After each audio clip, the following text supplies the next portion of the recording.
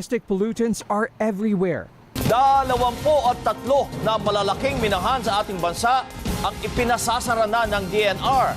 Ayon sa report na ginawa ng Environmental Management Bureau o EMB, aabot ng mahigit 500 ang open dump sites sa buong bansa. Ang Pilipinas ang pangatlo sa mga bansang may pinakamalalang plastic pollution sa mundo. Third world ranking in plastic pollution.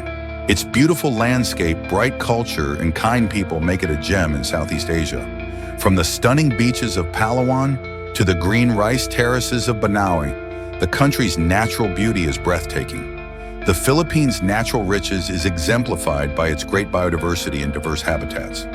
Ngunit, ang ating kalikasan ay nahaharap sa problema ng polusyon sa lupa.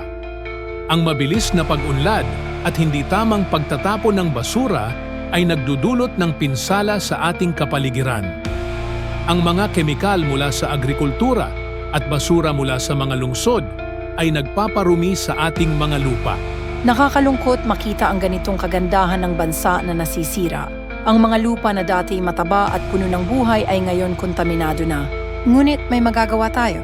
Sa pamamagitan ng tamang pagtatapon ng basura, pag-recycle at pagsuporta sa mga programa para sa kalikasan, maaari nating tulungan na maibalik ang kagandahan ng Pilipinas.